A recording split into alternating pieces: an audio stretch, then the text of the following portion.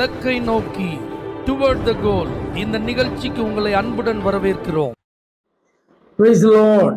ஆண்டவராகிய இயேசுவின் இனிய நாமத்தில் இந்த புதிய நாளிலே உங்கள் எல்லாருக்கும் அன்பின் வாழ்த்துக்கள்.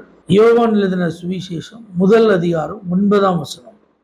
உலகத்திலே வந்து எந்த மனுஷனையும் பிரகாசிப்பிக்கிற ஒளியே அந்த மெய்யான ஒளி.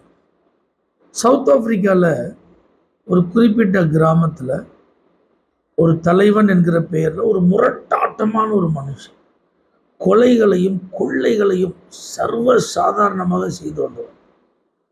அந்த பட்டணத்திற்கு மிகவும் அச்சுறுத்தலாக இருந்தவன்.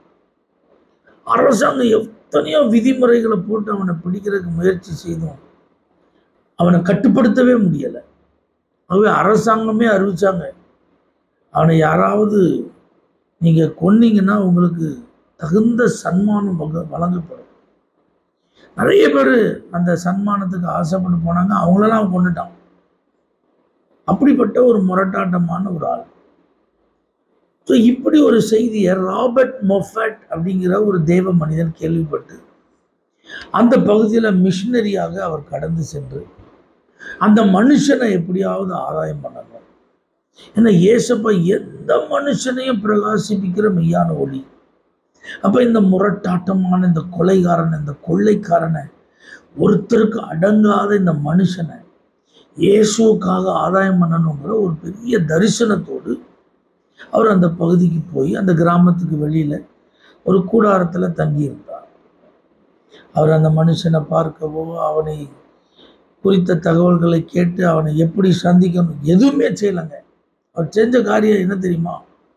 அந்த நாட்களில் அந்த கிராமத்தில் சின்ன சின்ன குழந்தைங்க உடலில் புண்களோடு சொறி சிறங்குகளோடு இருந்ததை பார்த்து அவங்கள அன்பாக அவர் கூப்பிட்டு அவங்கள நல்லா க்ளீன் பண்ணி குளிப்பாட்டி அவங்க ட்ரெஸ் எல்லாம் துவைச்சி கொடுத்தார். பாருங்க, இது கொஞ்சம் எண்ணிக்கையில் இருந்தது. இப்போ சில 100 குழந்தைகளுக்கும் மேலாக இந்த பாதிக்கப்பட்ட இந்த பிள்ளைகளுக்கு இந்த சுத்தம் பண்ணி அவங்கள நல்ல சுகாதாரத்தோடு வாழ்வதற்கு நல்ல ஒரு சமூக சேவையை அவர் செய்து அநேக பிள்ளைகளுக்கு ஆரோக்கியம் உண்டாக அவர் காரணமாகிறார். இந்த செயல் அந்த முரட்டாட்ட குணமுள்ள மனுஷனை தொட்டது. அப்புறம் நேராக வந்து ராபர்ட் மொஃபட் அவன் சந்திக்கிறான். ஒருத்தருக்கு ஒருத்தர் பேசுகிறாங்க. ராபர்ட் மொஃபட் இயேசுவின் அன்பை அறிவிக்கிறார். வேதத்திலிருந்து அநேக காரியங்கள் அவருக்கு சொல்லி கொடுக்குறாரு. நடந்தது என்ன தெரியுமா?